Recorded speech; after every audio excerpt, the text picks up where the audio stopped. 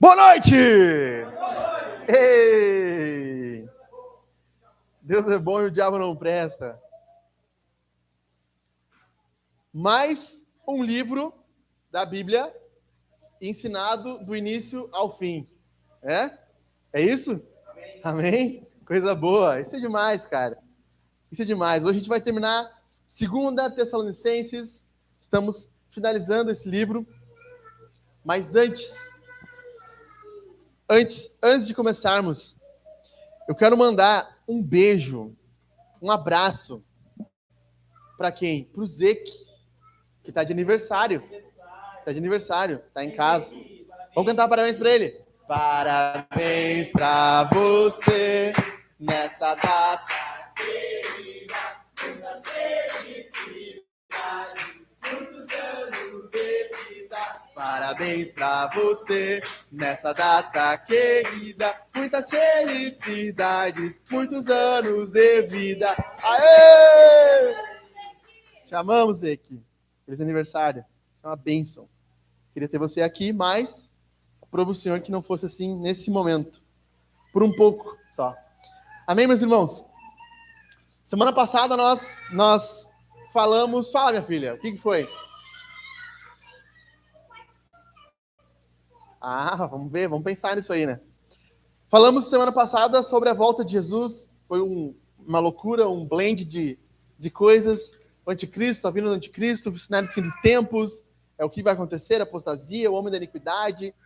Entramos umas teorias de conspiração. E o normal, quando a gente teoriza assim muito, eu não sei vocês, mas quando eu recente me convertido, tava famoso na minha época, o William, não sei se lembra, um CDzinho, um DVDzinho dos Illuminati. Aí aquilo ali era o canal, né, meu? Teoria da conspiração e não sei o que, com os Illuminati, bababá. Tinha toda uma teoria, mas que não desencaminhava em nada prático. Não tinha nada prático, era só uma teoria. Era literalmente uma teoria da conspiração. Paulo, ele desenvolveu no 2º capítulo de Tessalonicenses uma teoria sobre a vinda do iníquo, o fim dos tempos. Não é só uma teoria, claro, mas falou de como seria teoricamente esse fim dos tempos, segundo o que ele ensinou aqui no capítulo 2. E seria muito normal nós ficarmos somente na teoria. Entrarmos nas confabulações, de como vai ser as alianças dos países e tudo mais. Então, pensando nisso, Paulo agora no capítulo 13, ele faz o contraponto. Se o capítulo 2 foi banhado de teoria, o capítulo 3 ele vai ser permeado de prática. E a pergunta que nós vamos responder hoje é: o que cristãos devem fazer até a volta de Jesus? Basicamente, o capítulo 3 vai falar sobre isso. E nós dividimos eles em 3 partes. Então, antes, vamos começar? Vamos direto para o que o texto ensina. Capítulo 3, versículo 1 ao 5, a primeira parte vai nos dizer que até o fim dos tempos, até a volta de Jesus, nós devemos compartilhar o evangelho. Vamos lá. Finalmente, irmãos, orem por nós, para que a palavra do Senhor se propague e seja glorificada, como aconteceu entre vocês. Ore também para que sejamos livres das pessoas perversas e más, porque a fé não é de todos. Mas o Senhor é fiel, Ele os fortalecerá e os guardará do maligno. Temos confiança no Senhor quanto a vocês, de que não só estão praticando as coisas que lhes ordenamos, como também continuarão a fazê-las. Que o Senhor conduza o coração de vocês ao amor de Deus e à perseverança de Cristo. Então, nesses primeiros 5 versículos, Paulo vai nos mostrar que até o fim dos tempos, nós devemos compartilhar o evangelho. Esse é o enfoque de Paulo. Bom, Jesus está voltando, o fim do mundo está vindo. O Rafa está trazendo minha água ali, né? Não, essa é do Heitor. Essa eu não vou conseguir tomar. Se puder trazer uma para mim, eu agradeço. Até o fim dos tempos, então, o que fazemos? Se no capítulo 2 nós lidamos com as mentiras a respeito da volta de Jesus, para vencermos as mentiras, é necessário que nós propaguemos a verdade. Para vencermos as mentiras, nós precisamos compartilhar a verdade. E eu usei de propósito essa palavra compartilhar, porque nossos dias é uma das palavras mais usadas. A gente vai no Instagram, a gente faz o quê? Compartilha. No Facebook, a gente compartilha. O evangelho é uma notícia. Evangelho significa boa notícia. É a notícia que Deus venceu o pecado. Deus destruiu a morte, vai destruir o homem iníquo no final dos tempos. E o que nós temos que fazer? Compartilhar essa notícia. Bom, segundo o Guinness Book, o livro dos recordes, vou fazer a pergunta, vamos ver como é que vai sair. Qual foi a notícia mais compartilhada de todas as histórias? Qual foi o post mais compartilhado, enfim? Quem chuta aí? Nem noção? Do ovo? Qual do ovo? Mais curtido é o do ovo. Mas... Tá, e o mais compartilhado? Alguém tem noção? O post mais compartilhado de toda a internet, no Guinness Book, é o post da Argentina tricampeã mundial, agora na última Copa. 65,6... Hã? Foi por isso. 65,6 milhões de compartilhamento. Caraca, demais, né? Demais.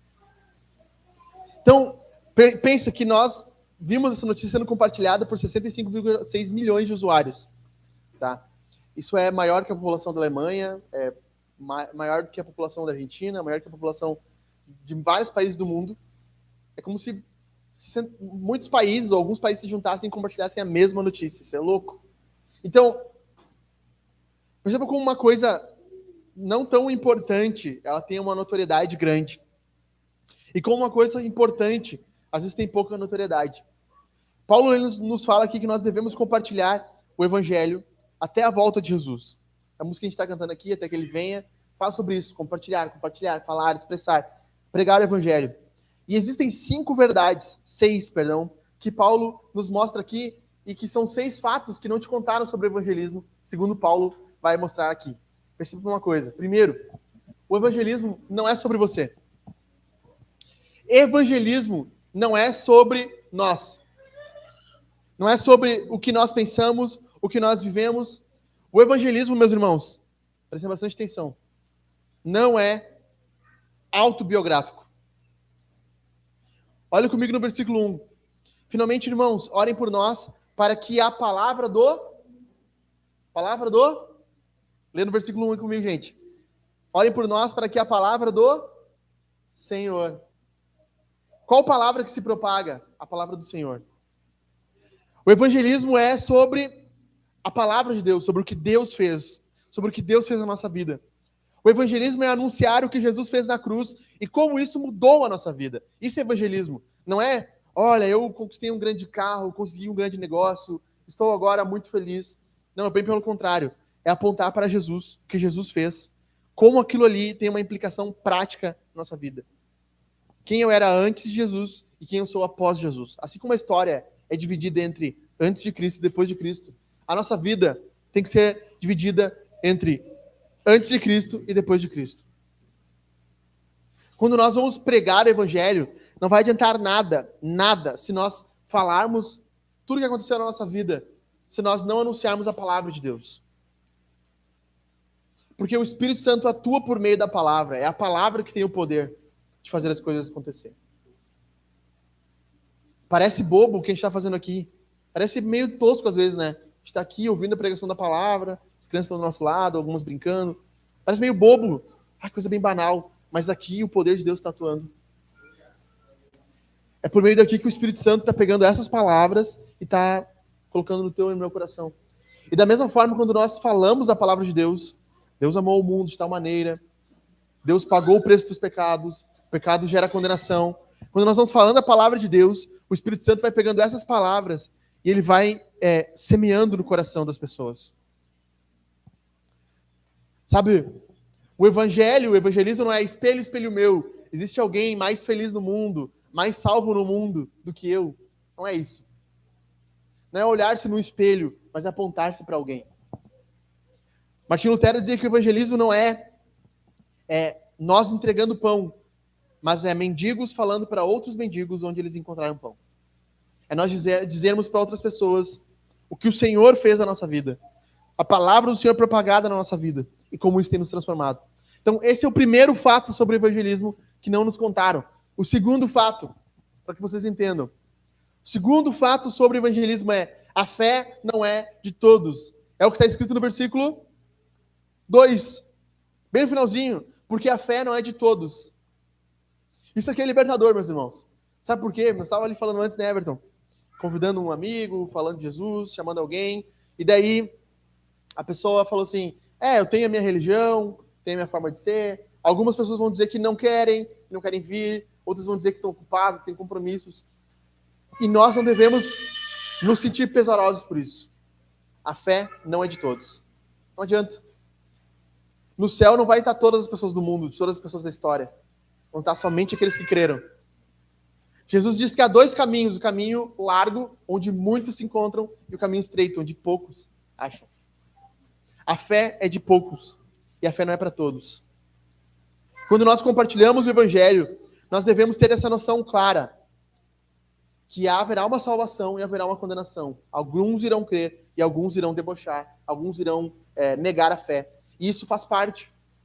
Deus quis que fosse assim. Mas olha aqui para mim, nós não sabemos quem são aqueles que vão dizer não. A gente só vai saber depois que a gente pregar. É nossa obrigação, como cristãos, pregar. O não, a negação, eles não virem a fé, isso é problema deles.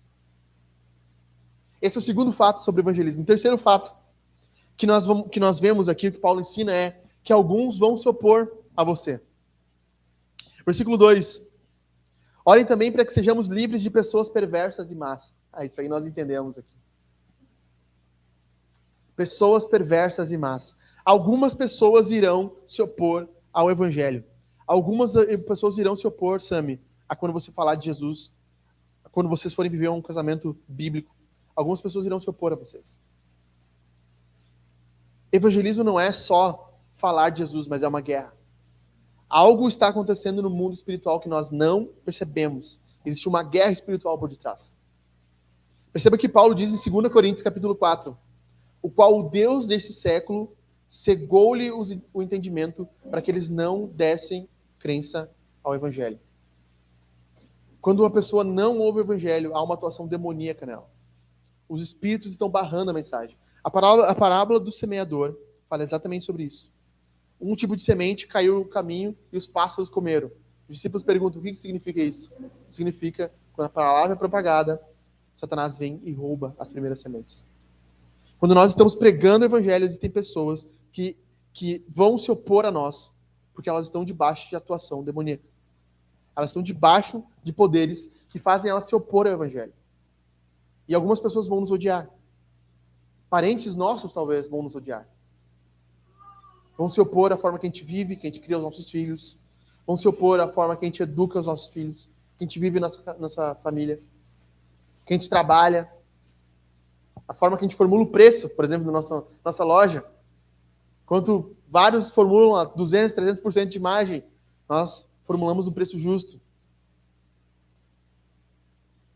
Fazer o certo, viver de forma correta, viver para Jesus, vai gerar oposição. E esse é um dos maiores marcas de quando nós estamos avançando num terreno inimigo, oposição.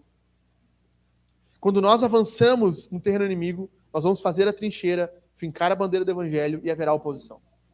Pessoas vão se levantar, parentes, amigos, colegas de trabalho, para nos desanimar, para nos apontar, para nos ferir, para dizer, mas quem tu pensa que tu é? Tu acha que eu não sei que tu fez isso, aquilo, aquele outro? Tu que tempo atrás estava agindo assim, agora quer falar para mim, quer ser o santinho, o santarrão? É isso? Pessoas irão se opor a nós. Quarto fato que você precisa atentar sobre o evangelho. Evangelismo não é uma sugestão, mas uma ordem. Versículo 4, leiam comigo aqui, meus irmãos. Bíblia aberta, gente. Versículo 4. Temos confiança no Senhor quanto a vocês, que não só estão praticando as coisas que lhes ordenamos. O evangelismo não é uma sugestão. Escutem isso. Não temos uma grande sugestão, temos uma grande comissão. Mateus 28 termina com uma grande comissão, não uma grande sugestão. Nós somos ordenados a pregar o evangelho. É como se fosse um mandamento. Anunciar e proclamar a notícia. Nós deveríamos sair derrotados, meus irmãos, quando nós passamos uma semana sem falar para ninguém de Jesus. Derrotados. Por exemplo, hoje não temos nenhum visitante. tem que sair derrotado hoje daqui. Alguma coisa essa semana foi fraca no nosso evangelismo. Falamos, proclamamos, mesmo se não deu resultado. Semana que vem temos que fazer melhor. Porque há uma ordem sobre nós, não há uma sugestão. Qualquer chefe nosso, qualquer general, para quem estava no exército sabe como é. Se vai te dar uma ordem, ele não vai deixar que tu faça de qualquer jeito, não é, William? Se o teu superior te dá uma ordem, tu obedece. Jesus nos deu uma ordem. Preguem o evangelho. Está no imperativo que vocês preguem o evangelho. Ide e façam discípulos. Existe uma ordem sobre nós. E é justamente essa palavra que ordenamos, é uma palavra militar no grego. E no grego ela significa ordenamos. É engraçado, né? Significa exatamente como ela está no português. É uma ordem. Quinto fato. Você não fala daquilo que você não ama. Nós somos evangelistas dos almôndegas de casca de banana. Nós somos evangelistas do refrigerante, da Coca-Cola, do tipo de roupa, do celular. O segredo das grandes marcas é fazer que os seus clientes falem da marca. O maior marketing não é o que eles colocam no outdoor. O maior marketing é os clientes falando da marca. Porque eles querem que a experiência da marca gere amor, apreço. Olha como Paulo termina no versículo 5. Olha a oração de Paulo no versículo 5. Que o Senhor conduza o coração de vocês ao amor. Se nós não amarmos o evangelho, nós não vamos compartilhar. É óbvio. Se a mensagem da cruz não estiver entranhada no nosso coração, nós não vamos proclamar. O nosso coração fala daquilo que ele está cheio. A boca fala daquilo que está cheio, o coração. Onde está o nosso tesouro, também está o nosso coração. Então, se a mensagem do evangelho estiver inundada no nosso coração, é óbvio que nós vamos proclamar, é óbvio que nós vamos falar. O problema, muitas vezes, que nós não falamos é porque nós não amamos. E aí é um ponto de nós orarmos mais. Meus irmãos, nós temos que orar mais. Senhor, aumenta o meu amor. Aumenta o meu amor por ti. Que eu possa proclamar, falar, compartilhar para mais pessoas. Sexto fato. É necessário perseverança. Versículo 5 termina assim. Conduza vocês ao amor de Deus e à perseverança. Mas por que perseverança? Por que perseverança no evangelismo? Porque nem sempre alguém vai crer de primeira.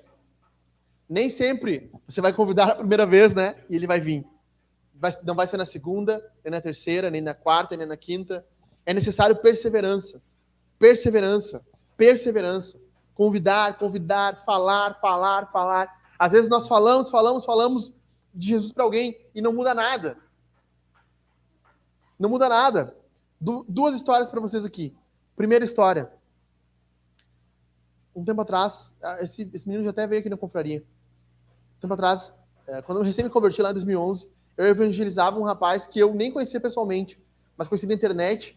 Ele era de Estrela, se dizia ateu e tal. Comecei a pregar o evangelho para ele, De repente, ficamos uns 2 anos sem falar, e aí ele me encontrou no Facebook e falou, cara, estou convertido, virei crente. 2 anos depois, eu testemunhando para ele, outras pessoas testemunhando. Ele está na fé hoje, até hoje. Está morando em Porto Alegre agora. O rapaz é uma bênção.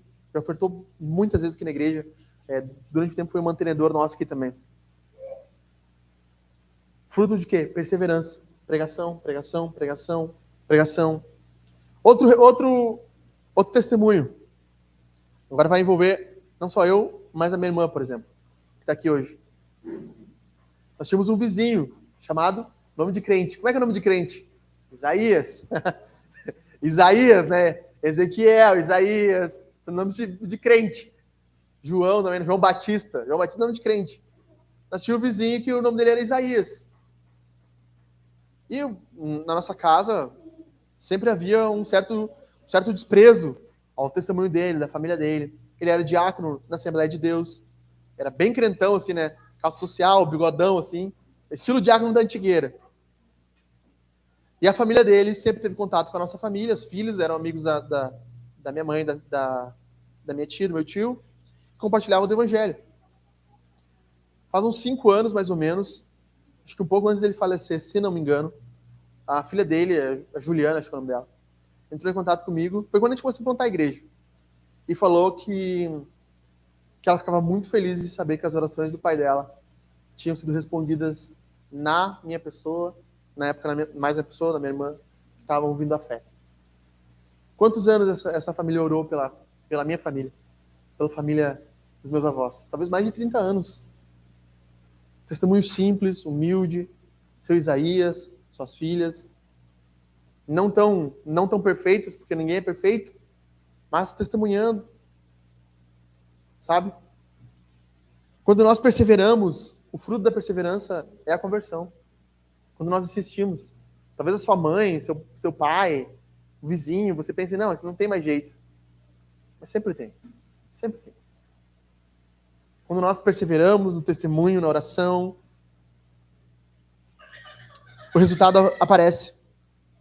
E algumas vezes, talvez nem vai ser nós que vamos colher o fruto. Talvez a gente vai ter pregado e outra pessoa de outra igreja vai falar de Jesus para aquela pessoa e de repente ela aceita a mensagem do Evangelho. A primeira parte desse último sermão aqui em Tessalonicenses é: compartilhe o Evangelho. Até Jesus voltar. E somente nesse período de tempo nós vamos ter a chance de compartilhar. Tem um missionário que falou: uma das poucas coisas que nós não iremos fazer no céu é evangelizar. Ninguém vai evangelizar no céu. Acabou. Eu vou estar desempregado no céu. Não vai ter mais pastor, não vai ter ninguém ensinando. Quando chegar o momento de Jesus voltar, não vai mais haver tempo de evangelismo. E aí o Senhor Jesus vai olhar para nós e vai nos perguntar sobre as pessoas que passaram por nós. E nós nunca compartilhamos a fé com elas. O Warren Wiersbe comenta aqui nesse trechinho aqui, que é um teólogo que tem um comentário magnífico sobre a Bíblia. Ele escreve o seguinte: quando há verdadeira pregação da palavra de Deus, ali se forma um povo de Deus. As ovelhas são alimentadas, elas engordam, elas crescem, elas fazem parte de um rebanho.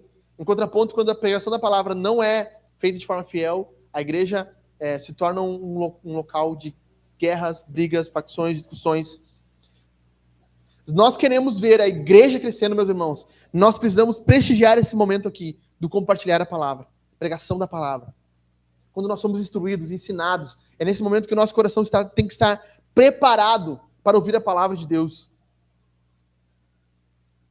Eu pergunto para você: quando foi a última vez que você falou de Jesus? Qual foi a última conversão que você pode dizer: eu ganhei aquela pessoa para Jesus? A Ada e a Sami, né, compartilharam stories essa semana. A gente não compartilhou no Instagram da Angar. Eu fiquei pensando, por que não, né? Passou.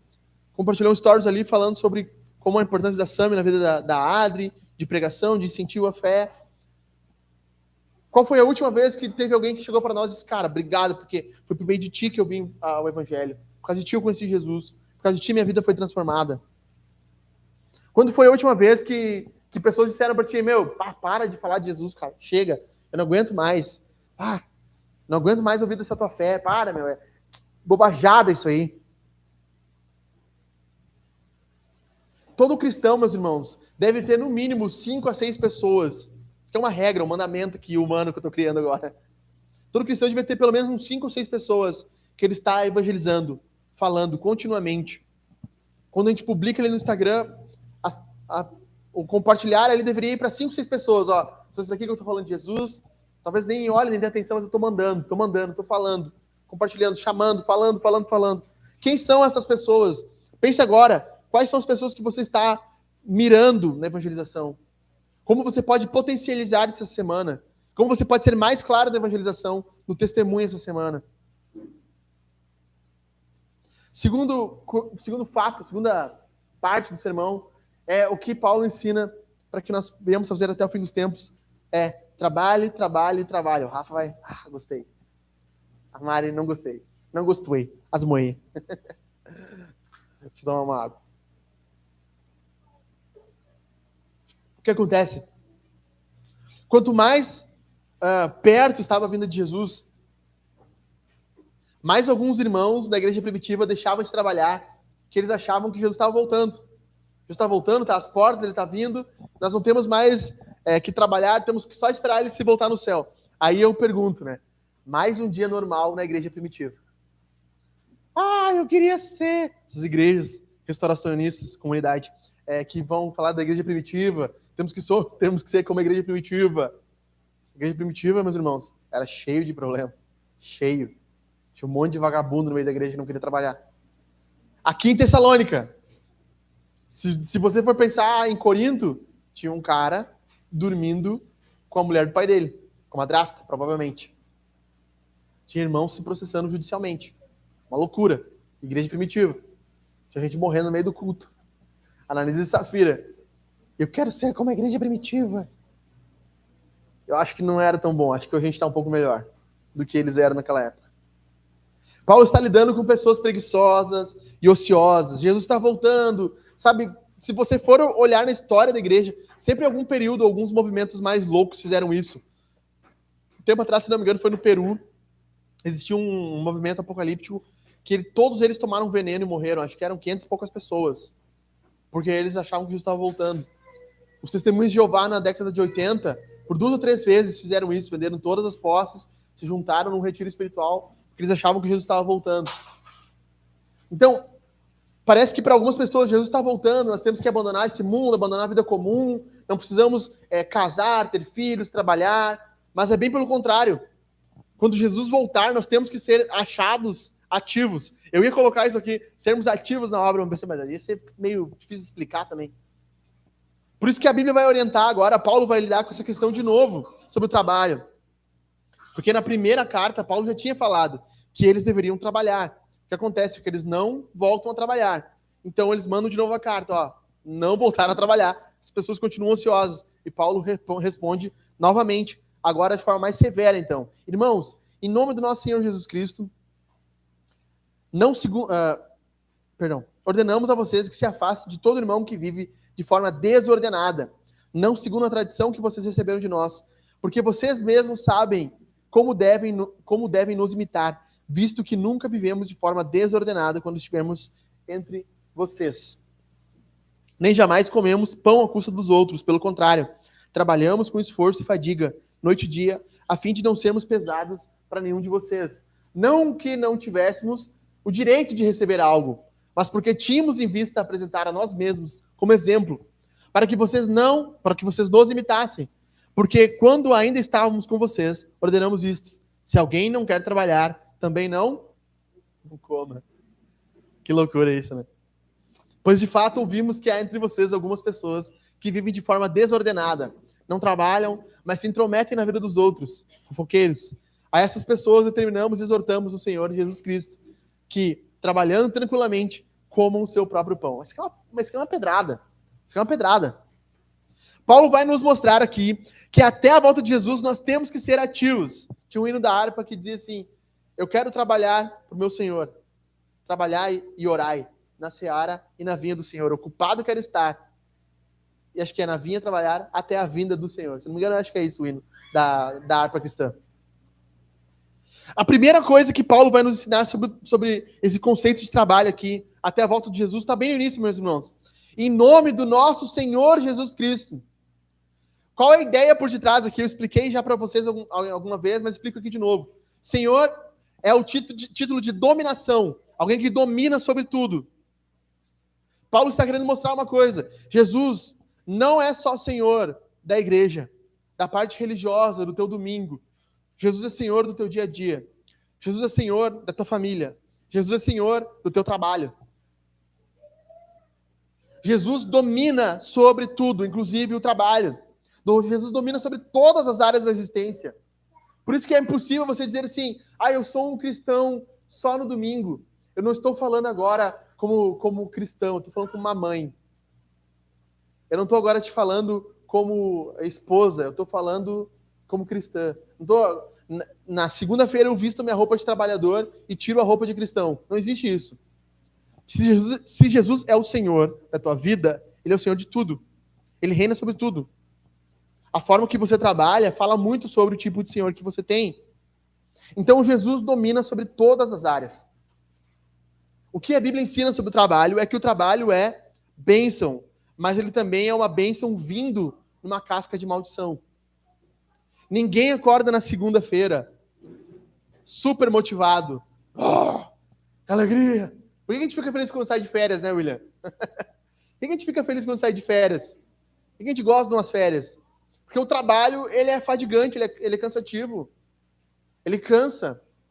O trabalho, ele é uma espécie de maldição para nós. Ele, antes da queda, ele vinha com uma bênção. Sabe, eu fico pensando, o chão dava o fruto. Isso aqui é louco. O homem não precisava fazer nada, o trabalho era uma bênção. Ele podia trabalhar, desfrutar do trabalho. Agora, nós trabalhamos de forma pesada. Então, Jesus é o Senhor do trabalho, ele abençoa o nosso trabalho. O trabalho não é uma maldição, mas ele está revestido de uma maldição, que nos aponta para um Salvador, que nos mostra que nós precisamos de alguém fora da existência para nos tirar desse ciclo de segunda-feira, levantar, trabalhar, voltar, final de semana, tem o culto, domingo, dá uma descansada, segunda volta. Sabe, nós precisamos de um Salvador que nos tire desse ciclo maldito, para que nós tenhamos para sempre um descanso no Senhor. E nós temos que reconhecer que existem diferentes tipos de trabalhos também. Trabalhos, e eu acho que isso aqui é importante falar para que a gente entenda um conceito. Existem trabalhos manuais e trabalhos intelectuais. O Everton é mecânico, faz um trabalho manual, que envolve mão, envolve fazer algo. Agora, o Rafa tem um trabalho um pouco mais manual, mas muito mais intelectual. Muito mais pensando, fazendo ali, cuidando das notas, fazendo nota, chutando aqui que é isso que tu faz. Mais ou menos isso, né? Apesar de se incomodar. Não é serviço braçal, não tem que levantar peso nem nada. Serviço mais intelectual, mais pensativo. Os dois trabalhos têm um valor igual. Trabalhos manuais, trabalhos intelectuais. Os dois trabalhos cansam igual. As pessoas discutem o que cansa mais. É o trabalho mental ou físico? Os dois cansam iguais. Eu acho que o que cansa mais é cuidar de filho, né? O pior trabalho é o trabalho de mãe. Cuidar de criança cansa. Eu acho que cansa muito mais do que consertar um motor, eu acho. Dá mais trabalho. O motor joga de lado. A criança, né? A gente tá falando. Então, nós precisamos de uma visão correta a respeito de trabalho. Jesus domina sobre o trabalho. O trabalho é uma bênção, é um meio de nós abençoarmos outras pessoas também. Perceba uma coisa, Paulo vai falar de irmãos que vivem de forma desordenada. O que significa desordenado aqui? Desordenado significa sem responsabilidade. Porque a Andriele, ela não trabalha. Ela não ganha dinheiro, ela não tem responsabilidade em casa. Mas o Everton tem responsabilidade em casa. Crianças, bebês espirituais não se sentem responsáveis por nada. Por isso que quando o cara fala assim, eu não vou dar o meu dinheiro na igreja.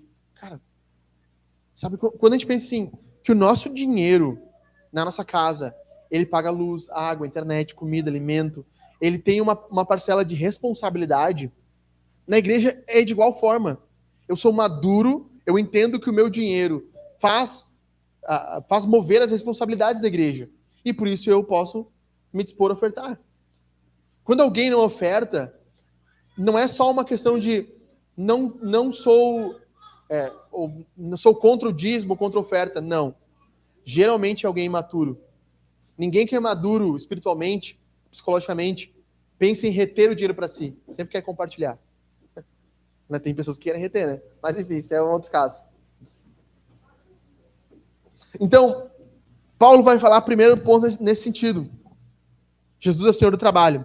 Segundo lugar, Paulo vai nos mostrar que o serviço, que o trabalho, ele é uma vitrine. Olha o que Paulo diz no versículo 7 ao 9, que ele deu exemplo de como deveria ser trabalhado. Paulo deu o exemplo de trabalhador. Paulo deu um exemplo de como nós cristãos devemos trabalhar. Ele deu exemplo para essas pessoas em Tessalônica. Jesus nos dá o exemplo do que é um homem trabalhador. Porque ele trabalha 90% da sua vida. Se ele viveu 33 anos, até os 30 anos, basicamente, ele era um trabalhador. Depois de 3 anos, ele trabalhou intelectualmente, expondo a palavra, pregando como itinerante. A maior parte da vida dele, ele trabalhou. A maior parte da vida de Jesus, ele trabalhou na marcenaria do seu José, lá da Galileia. Ele e os seus irmãos trabalhavam e buscavam o seu sustento. E Paulo faz a mesma coisa, trabalha, mostra para eles que nós devemos trabalhar. Isso tem uma implicação poderosa para nós. Nós devemos ser ativos na obra de Deus, ativos no nosso trabalho. O cristão, meus irmãos, não deveria ter o corpo mole. Eu queria, sério, eu sei que as crianças estão chorando, mas eu só queria ter um pastor que tivesse me falado isso há 6 anos atrás. Que tivesse vindo assim e dissesse para mim: Alexandre, tu não pode fazer corpo mole, porque Paulo não fez corpo mole, porque Jesus não fez corpo mole. Eles trabalharam duro. Olha o que Paulo diz aqui, eu acho isso incrível. No versículo 8. Pelo contrário, trabalhamos com esforço e fadiga. Qual o horário? De noite e de dia. 24 horas. Trabalhando. A pergunta que Paulo fala para eles, no versículo 9, não que nós não tivéssemos dinheiro, não tivéssemos direito de receber algo de vocês. O obreiro, o pastor, ele tem direito de receber? Óbvio que tem. A Bíblia fala sobre isso. Paulo diz não que nós não tivéssemos direito de fazer isso. Mas o método de Paulo, quando ele chegava numa região onde ele plantava uma igreja, era sempre primeiro modo, trabalhar. E quando a igreja tinha maturidade, ele era sustentado pela igreja. Porque é óbvio que um pastor em tempo integral para a igreja é muito melhor. Muito melhor. Um obreiro integral na obra é muito melhor. Inúmeros benefícios para a igreja: oração, preparação de sermões, comunhão. Então Paulo tinha essa ideia de que deveria trabalhar. Ele tinha uma responsabilidade para aqueles irmãos. Por isso que ele diz: eu não vivia de modo desordenado. Ou seja, eu não vivia de modo sem responsabilidade. Eu não quero que vocês vivam sem responsabilidade. O trabalho, o nosso trabalho, meus irmãos, é uma vitrine, é uma forma de nós mostrarmos para o mundo um reflexo. Nós estávamos estudando com os homens aqui essa temática. Os atributos comunicáveis de Deus, que Deus comunica conosco, que nós imitamos Deus, nós refletimos. Deus trabalhou. Nós poderíamos dizer que um atributo de Deus é que ele é um Deus trabalhador. Se nós trabalhamos, nós imitamos a Deus. Nós refletimos a glória de Deus. O trabalho é um meio de propagação do Evangelho. Terceira coisa que Paulo nos mostra nesse pequeno trecho sobre o trabalho também é que não existe almoço grátis, não existe. Socialismo, Bolsa Família, assistencialismo do governo. Quando não há incentivo para que as pessoas trabalhem, é roubo. É roubo. É roubo. A Bíblia não tem essa visão, ai, coitadinho, tá na rua passando fome. Algumas pessoas vão na rua e moram na rua por desgraças. Mas a grande maioria das pessoas são vagabundos. Ou tu acha que aqueles índios, vamos dizer assim, que põem as crianças vendendo farol, aquelas mulheres gordas com aquela bunda sentada, as crianças vendendo, como é que chama aquilo lá? Marcela. Cara, aquilo ali é de rasgar o coração. Uma vagabunda, perdão pela palavra, sentar naquela bunda gorda dela lá, ganhar o dinheiro da criança, é justo? Mas a gente se compadece, né? A gente fica triste. Mas a Bíblia diz que quem não trabalha não coma. Deveria ser assim. Não trabalha, não vai comer. Por isso que eu sempre tenho receio de dar dinheiro para pessoas na rua. Eu fico muito assim. Alguém vem e pede algo para comer, ou pede dinheiro para comprar uma comida. Eu queria dinheiro para comprar comida. Não, te compro algo para comer, então. Diferente. Mas dar dinheiro, nem pensar. Uma vez eu dei dinheiro para um cara assim, falei, eu vou te dar aqui, ó. Acho que foi R$10. Mas se tu usar droga ou beber, eu quero que Deus te mate. Simples. Só isso. Não, vou comer. Quero ver. Semana passada, a gente passou por esse mesmo pessoal. Vem dessas Marcelas na rua aí. Não quero ser misógino, né? Mas a gente chama comumente de índio, né? Daí a gente estava na porta da Suíça, quer comprar uma Marcela? Daí tava a mulher e o cara e mais umas crianças, assim. Deu, não, obrigado. Daí ele, pode comprar uma coisa para comer. Daí eu falei, vou ver. Daí eu fui e comprei umas coisas para eles na Suíça. Aí quando eu entreguei para eles, eu perguntei, o que vocês estão fazendo aqui? De onde vocês vieram?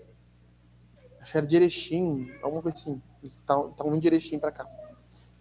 Daí eu perguntei, mas por que vocês vieram para cá? Para trabalhar, para vender as Marcelas. Quem comprou isso aqui, né? Tudo bem. Para vender Marcela. Daí eu falei, tá, beleza. Entreguei para eles e falei assim, Jesus ama vocês. Ele não quer que vocês vivam dessa forma mais. que eu tô dando agora é graça de Deus para vocês. Isso aqui é uma lembrança para vocês que Deus ama vocês. E quer que vocês vivam de forma correta. Daí ele, não, obrigado. Aí a mãe dele dava junto. Pai, por que nós demos comida para eles? Porque nós não vamos dar dinheiro, filha, nós vamos dar comida. Não existe almoço grátis, socialismo. Ai, tu tira dos mais ricos para dar aos mais pobres. Robin Hood. Ai, que lindo! Maravilhoso. Isso é roubo, gente. É roubo. Eu fico indignado que as pessoas falam assim, ó, principalmente os petistas, né, William? Essas igrejas roubam 10% das pessoas. Ah, mas o governo que rouba 50% e ninguém fala nada. Vocês estão a favor do painho, faz o L, aumentando todos os impostos. Na gasolina tem quase 56% de imposto. Imposto é roubo, gente. Uma coisa é ter um assistencialismo, é cuidar dos pobres e tal. Outra coisa é ter um sistema métrico de deixar as pessoas na pobreza. Não existe. Então, nós devemos, eu sei que parece falta de amor assim, mas olhar com olhos de sabedoria. Não trabalha, não come. Não trabalha, não come. Não trabalha, não come. Então, tinha uma família aqui da igreja que estava passando por extrema necessidade. A igreja foi lá e, deu um dinheiro para rancho. E falamos com o marido, ó, cara, tu precisa achar um emprego melhor. O que tu está ganhando, não tem data, não tem nada de dia, tu não sabe quanto tu ganha, não sabe quanto é que vai ganhar. Trabalha nem que seja no STR, cara. Vai atrás, aumenta a tua renda. Deu uma semana depois, tem como mandar mais um valor para nós fazer uma compra. Eu falei, não tem, cara. Tu foi atrás do emprego? Não, a gente está tirando um tempo de oração. Eu falei, não precisa de oração, cara. Oração não vai alimentar agora a tua casa. Tu precisa trabalhar, meu. É simples. Tu tem que ter uma renda maior. Ainda depois foram dizer que eu era um pastor não espiritual. Que eu mandei que eu cortei a oração. Mas se não vai ganhar, cara. Não vai ter, a gente não vai dar mais. Já foi dado já um bom valor para vocês fazerem um rancho. E ok. E outra coisa, eu pedi a notinha. Não é por ser cruel. Mas que quando a gente está na igreja, a gente vai aprendendo algumas coisas. Por exemplo, nós já ofertamos para uma outra família. Os caras que saíram daqui. R$600. O cara foi estacionar o carro, não puxou o freio de mão. O carro correu a lomba traseira e bateu no muro e no poste. E nós, recém estava começando a igreja aqui. E eu falei com o Johnny. Falei, cara, vamos se juntar, vamos pagar o conserto pro cara. Pagamos. Demos os R$600 para ele. Na outra semana, o carro amassado. Na outra semana, o carro amassado. 2, 3 meses depois, o carro amassado. Pô, cara, mas a gente deu dinheiro. Eu tinha outras prioridades, tá? A gente não te deu pra tu fazer as outras prioridades. Te deu pra tu consertar o teu carro, cara. Por isso eu falei, me dá a notinha. Podemos ofertar? Podemos, mas confiança. Que foi gasto o valor no que nós demos. Então, Paulo dá 6 mandamentos aqui. 6 implicações sobre o trabalho. Primeiro, para você pensar aí, cabeça vazia é a oficina do diabo. Não tem. Tinha um provérbio judaico que dizia, quando você não ensina o seu filho a trabalhar, você ensina ele a roubar. Quando você não ensina o seu filho a trabalhar, você ensina ele a roubar. Cabeça vazia é a oficina do diabo. É o que Paulo está falando aqui. O que acontece? Os caras não trabalham. Se eles fossem não trabalhar para ficar na oração, para santidade, jejum, não. O que eles estão fazendo? Se metendo na vida uns dos outros. Estão fofoqueando. Estão pecando. Então, muitos caras que têm problema com pornografia, muitas mulheres têm problema de fofoca. O que falta? Falta uma roupa para lavar. Falta terapia cheia de louça. Falta um lote para carpir. Mas não tem, cara. Um lote bem carpido, ele acaba com muito pecado. Muita imoralidade sexual acabaria se o cara fosse carpir um lote. Nesse sol de hoje de manhã ainda. Segundo implicação que Paulo, de tarde, né? Paulo mostra para nós é que nós devemos ser exemplos de trabalhadores. Tanto no trabalho quanto na igreja. Nós devemos ser exemplos. Trabalho aqui não só para o nosso patrão, mas para o nosso Senhor também, Senhor Jesus Cristo. Terceira implicação Cristãos trabalham de forma fatigante, de dia e de noite. Noite e dia. Existem períodos onde nós vamos trabalhar mais para depois talvez diminuir a intensidade. Eu já falei várias vezes com o Rafa sobre isso também. Esses dias eu estava falando com o Lucas lá dos Estados Unidos. Falei, cara, esse é o período que tu tem que trabalhar. Sai do teu trabalho de manhã, ele é lixeiro lá nos Estados Unidos. Sai do teu trabalho a 1, descansa, vai trabalhar de novo. Pegou o Uber. Entregando Uber Eats lá nos Estados Unidos. Entregando Uber com um Fiat Focus. É um Ford Focus. Pô, tá bem, né? Aqui nos Estados Unidos também, né? 5 litros de gasolina é $3. Tá dado. Dólar por dólar. Dólar por dólar. Ele falou que dá para tirar $80 a $90 por dia. Coisa boa, cara. Que bênção. Esse é o período, mas quando ele estiver casado, vai diminuir a intensidade. Tem que dividir a atenção com a esposa. Depois, quando tiver filhos, pior ainda. Pior ainda. Que o casado, como diz Paulo em 1 Coríntios 7, não vive para o Senhor, mas vive para a esposa. Pô, loucura isso, né? A mulher vive para o marido vive para a esposa. É assim que é o casamento. Quarto lugar, sem teto, sem comida. Sem teto, sem trabalho, sem comida.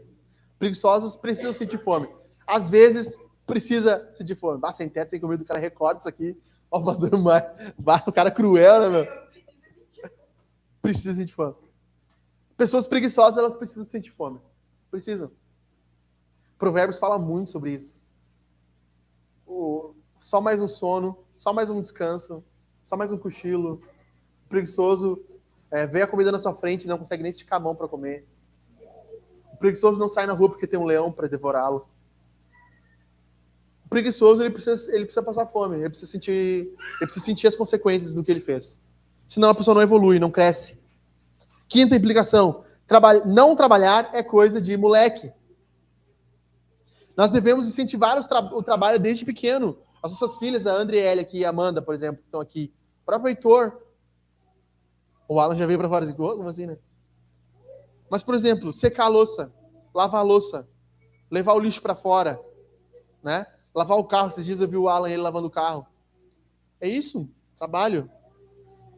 E talvez, dá umas moedinhas. Talvez nem sabe o que é valor. Amanda, se der 2 pila para ela e 100, ela não sabe a diferença.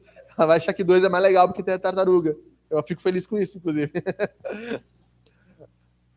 Mas é por sentido de ter um salário, um pagamento, um bolo, que seja. Ó, eu vou pagar um sorvete para ti com o salário que tu vai ganhar por ter ajudado a mamãe. Por ter lavado a louça, secado a louça. Acho que secar a louça não é boa, né? Para a idade do Heitor, né? Ainda não, né? É perigo dele jogar no chão. Mas ajudar a trazer as coisas de plástico para a pia. Ajudar a ajeitar a cama dele, trazer o mamá para lavar a mamadeira na pia. Nós devemos fazer isso com as nossas crianças. Porque não trabalhar é coisa de moleque. Só uma pessoa irresponsável, ela não se sente mal no meio de pessoas maduras, sabe? Tipo, eu lembro quando meu pai parou de pagar pensão com 16 anos. Terminou de pagar antes, né? Porque era até os 18, mas até que foi bom isso. Meu avô chegou lá e falou assim, agora a internet, roupa, se quiser comprar, tu vai ter que trabalhar. Porque antes tu tinha uma pensão, agora tu não tem mais. Daí era assim, internet eu tinha que pagar se eu quisesse usar. Responsabilidade, maturidade. Roupa eu tinha que pagar. Se eu deixava a luz acesa, ele me cobrava R$2 no quarto. Responsabilidade. Sexta implicação. Pessoas preguiçosas, elas precisam ser chacoalhadas. Elas precisam ser confrontadas. Paulo está confrontando esses caras aqui. Está dizendo, para, chega. Eu falei uma vez, agora estou escrevendo de novo. Eu estou ordenando a vocês, voltem ao trabalho. Acabou. A primeira vez eu falei como um amigo. Agora estou falando como um pai. Parem. Acabou. Pergunto para você, o entendimento que você tem sobre o trabalho mudou um pouco aqui, ouvindo esse sermão? Foi transformado? Teve implicações que você pôde guardar para si? Pô, isso aqui é bom. Não tinha pensado sobre isso. Deus enviou um missionário no seu local de trabalho, na sua casa. O nome dele é o seu. É o seu nome. Nós precisamos ter essa noção. Deus nos colocou ali, o trabalho é do Senhor. Nós somos uma vitrine para o que Deus quer mostrar para o mundo. Nós não devemos sentir pena de pessoas preguiçosas. Não devemos. Não devemos. Elas devem ser confrontadas. Então, terceiro e último, devemos ser obedientes. Paulo termina aqui. Estamos terminando, imagina só. Terminando mais uma carta. Versículo 13. Quanto a vocês, irmãos, não se cansem de fazer o bem. Caso alguém não obedeça a nossa palavra dada por esta carta, vejam de quem se trata e não se associem com ele, para que ele fique envergonhado. Contudo, não o tratem como inimigo, mas admoestem-no como irmão. O nosso mundo é feito de... O mundo é mau. Existem pessoas más, mas Deus nos quer obedientes no meio desse caos. Falei aqui no pré-culto para vocês, nós sempre vamos nos cansar por algo. Sempre. Vai ter um momento que vai dizer, estou tão cansado. Mas quem dera o nosso cansaço fosse sempre no Senhor. Poder se desgastar na obra de Deus, fazer o que Deus quer para a nossa vida. Em obediência ao que Ele pediu. Isso seria maravilhoso. A obediência, meus irmãos, ela alegra o coração de Deus. É que nem os nossos filhos quando nos obedecem, né, Everton, né? A Adri, a gente fica feliz. Né, meu bem? Quando a Amanda obedece, a gente fica feliz. Fica alegre. Pô, ela obedeceu, que demais. Fez do jeito certo. Deus é um pai como nós. Ele olha assim, pô, que legal que o Rafa está obediente. Legal que ele está cumprindo os meus mandamentos. Mas da mesma forma, Deus se entristece com a desobediência. Ele é um pai. Seu coração de pai fica ferido quando nós desobedecemos. E o que fazer, então, quando pessoas desobedecem a Deus? O que fazer quando nós vivemos na desobediência ou pessoas próximas de nós estão vivendo na desobediência? O que nós fazemos? Quem quer chutar aí? Confrontar? Boa. Sinônimo de confronto também. Mais um. Tem uma coisa que a gente chama na igreja que é disciplina bíblica. Confronto. Disciplina. Chegar e disciplinar aquela pessoa. O que não é disciplina? Disciplina, primeiro de tudo, não é combate pessoal. Não é um combate, não é eu contra você. É eu e Deus a seu favor, tentando te ajudar. Muitas pessoas olham um confronto, a correção, como uma arma apontada contra nós. Ah, mas como assim, cara? Tá louco? Parece quando a pessoa fala para nós, meu, isso aqui que tu fez, tu não pode fazer mais. A pessoa fica assim, pô, mas o que ele quer falar de mim? Por que ele tá falando contra mim? Não é contra você, mas é a construção de você. Ele quer que você seja um filho melhor para Deus Pai. Mas as pessoas acham que disciplina é combate pessoal, é destruição. Segunda coisa, disciplina bíblica também não é uma atitude de ódio. Não tem ninguém odiando ninguém aqui. Não tem ninguém contra a Sam, contra o Alan, contra o Rafa, contra o William.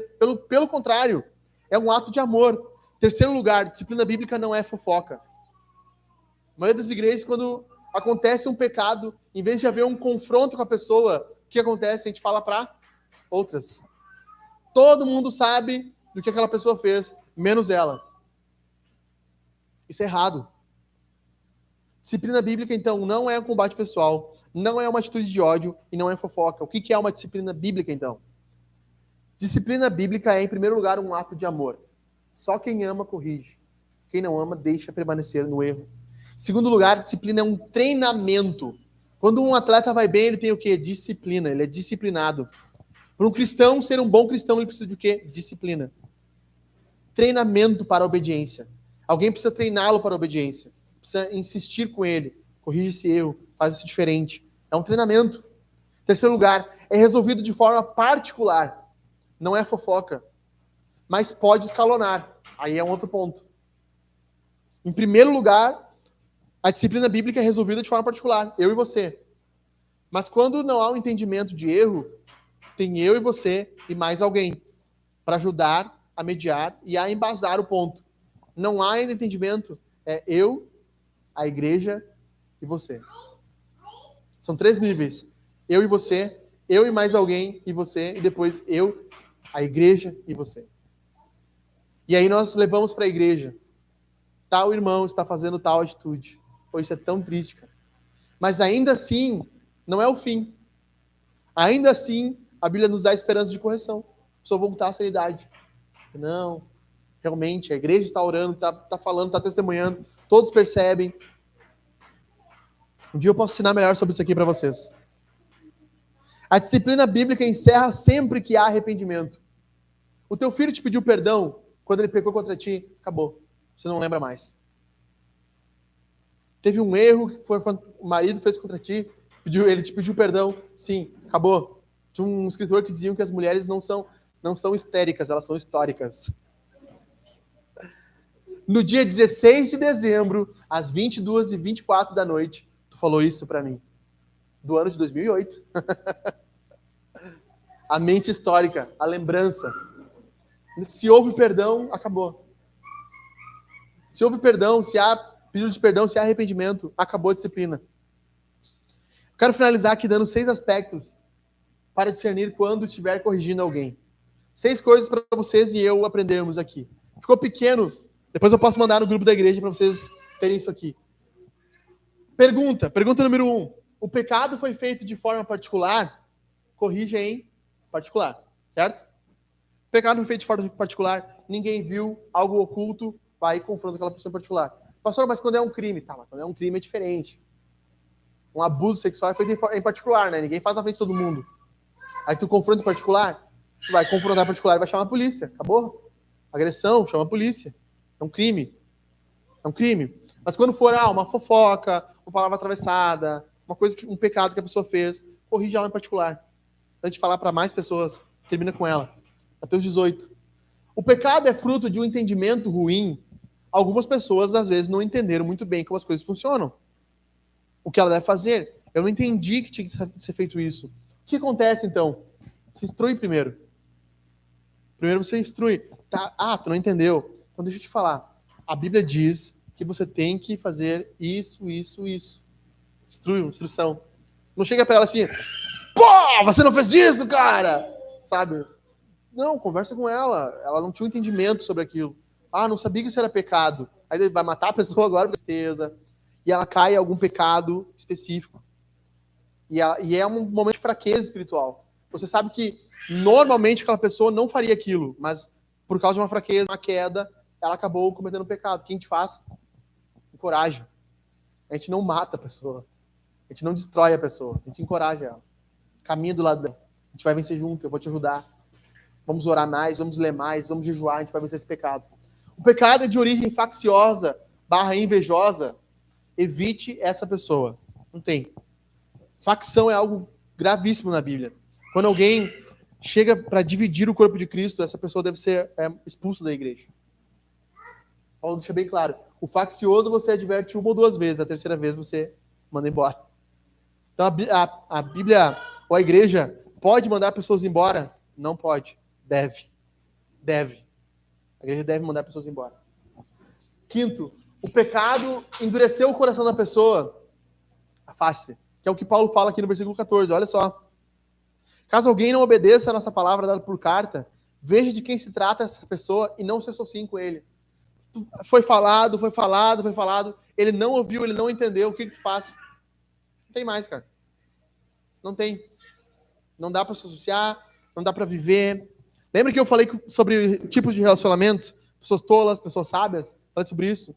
Provavelmente essa pessoa é uma pessoa tola. Não dá para ter uma convivência.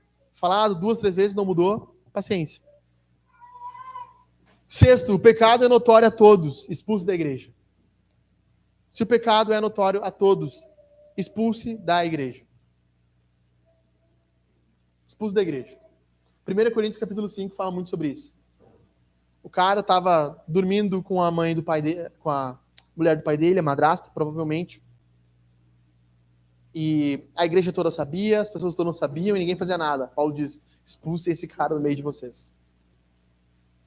Pecados notórios, que toda a igreja já sabe. Sabe, algumas igrejas são assim, todo mundo sabe que o fulano lá agride a esposa, todo mundo sabe que o fulano dá em cima das menininhas, ninguém faz nada, tá errado. Deveríamos expulsar esse cara do meio da igreja.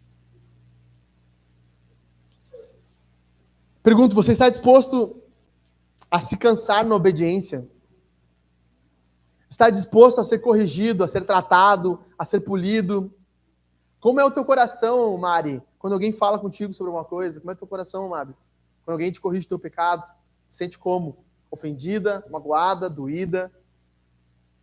Ou sente que é um fruto de um amor?